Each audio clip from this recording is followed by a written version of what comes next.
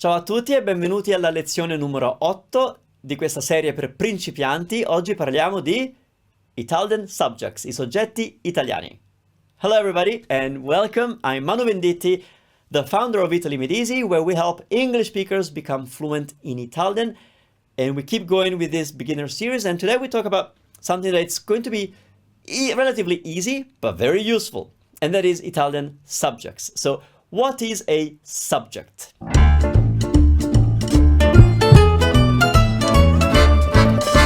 In English, you may have heard people talk about speaking in the first person, speaking in the third person. So this concept of first person, second person, third person is a concept that we have in languages, and that identifies who the subject of a verb is. And so when we speak in the first person, what does that mean? I'm speaking, right? So if I am Italian, that is me speaking in the first person. So the subject in that case is I in English. We'll see what that is in Italian.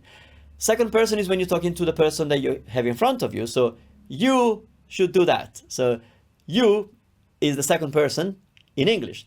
Third person is when you speak about others, namely he or she. These are singular, but then we have plurals. So we.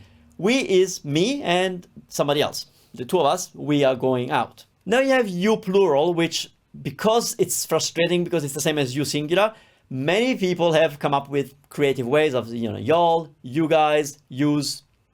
So basically you plural, that means many people, or at least two in front of you. And then we have they. They is both people or objects, that it's plural, and it's not me or you, it's them, right? So these same 6 possible subjects exist in Italian. How nice is it? It's the same. There's only one thing that we do a little different, but it's pretty easy and pretty good. So the 6 subjects are io. Io means I. Io. If I'm talking to somebody who's a friend or a child or family members, then we say tu. Tu. That means you, my friend. Tu. Then we have 2 words. So lui. Lui means he. Lui. Lei means she. How can we do without it? You'll learn why we don't have it. Lui means he, lei means she. Noi, that's we. Noi. Me and somebody else, that's noi. Noi. You guys, it's voi. Voi. And they is loro. Loro. I want to say a couple of things. If you are studying Italian anywhere else and they tell you something else, run. Run, because they're teaching you obsolete Italian, that it's like biblical Italian, it's like Italian from 50 years ago or more of it. And that's not how we speak. And so if anybody says anything else other than lui and lei, yeah, the ones that we use, it's those ones, like lui and lei. Io, tu, lui, lei, noi, voi, loro.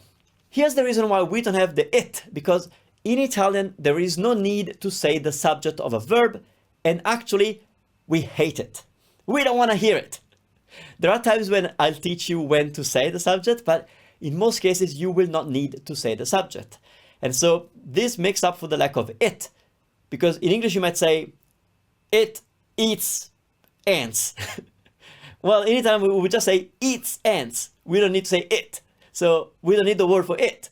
And again, if somebody tells you that we have it, yeah, we don't. If you're writing a science essay, then yes, we do use those weird words, but we don't use them in normal speech. Here's a few tips before you go on, because right now you can't really do much with the subjects because I haven't taught you verbs. Verbs are coming up in a few lessons, 1, 2, 3, in 3 lessons. So we're looking at verbs in a minute, but get good with io and lei. So initially you will struggle with the idea of verb conjugation. Again, no need to panic now, but in Italian, verbs are different depending on who the subject is, which also is the reason why we can drop the subject, because the verb itself tells you who's doing the action. So we don't need to say io all the time. But the reason I'm saying get familiar with io and lei is because as a person going to Italy, you will need to talk about yourself a lot. So that's io. Now, if you're going with a partner, then maybe you should learn noi as well, because that's us, we do it together. And then lei, I will tell you in the next lesson that it's the form that we use to address strangers. So I did tell you that it means she, but in the next lesson, you will also learn that it also means you, sir, you, ma'am. And so because you'll be dealing with strangers most of the time, I want you to be familiar with these two conjugations once you get to verbs initially. Over time, you'll become very good with all verbs. But, at the beginning it's a little tough. Don't say io all the time. I know in English we must say, I'm Italian and I'm studying Japanese and I love this but in Italian, you can say all those things without saying io all the time. So in most cases, I will tell you, ditch it, don't say it.